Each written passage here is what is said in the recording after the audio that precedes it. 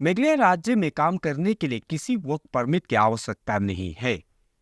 मेघालय के मुख्यमंत्री कॉनराड के संगमा ने शुक्रवार को आश्वासन दिया कि मेघालय में प्रवासी श्रमिकों का पंजीकरण कानून के अनुसार किया जाएगा। उन्होंने इस बात पर जोर दिया कि राज्य में काम करने के लिए किसी वर्क परमिट की आवश्यकता नहीं है। उन्होंने स्पष्ट किया कि कानून में वर्क परमिट के लिए कोई प्रावधान नहीं है। There is no provision in the law when it comes to the work permit as such. There is no word called work permit.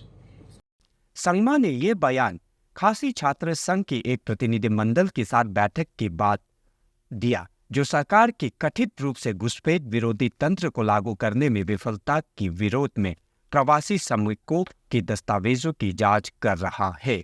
मुख्यमंत्री ने चेतावनी दी कि दस्तावेजों की अधिकृत जांच और शामिल व्यक्तियों और संगठन के खिलाफ कड़ी कार्रवाई की जाएगी। उन्होंने जिम्मेदार लोगों के खिलाफ पहले से ही 10 मामले दर्ज किए जाने का हवाला दिया। उन्होंने जोर देकर कहा कि केवल सरकार के पास ही ऐसी जांच करने के अधिकार है। You see, I've mentioned this again, which I've mentioned this before, and I'm mentioning again, that nobody has the right to check. So I'm reiterating, nobody has the right to check this. So therefore, there are already 10 cases that have been filed against different organizations, individuals who have been doing this.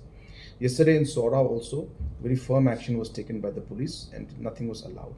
So therefore, whatever, see, our job is to ensure that the law is implemented, and wherever this kind of things happen, the law will take its course. And if somebody is breaking the law and creating any kind of situation, then the law will take its course. मुख्यमंत्री ने मेघालय निवासियों की सुरक्षा और सुरक्षा अधिनियम MRSSA 2016 और inner line permit के बारे में छात्र संघ द्वारा उठाई गई चिंताओं को भी संबोधित किया और आश्वासन दिया कि सरकार राज्य अधिनियम को मजबूत करने की सुझावों की जांच करेगी। No, it's not like that. They have, in fact, this time also when I went to Delhi, I have raised the issue of the 8th schedule. I have raised the issue of ILP and the issue of MRSSA with the Honorable Home Minister and with the Home Secretary, and we have discussed this matter. So it's not a no, but they are. It's not as yet confirmed, and they are still examining the matter.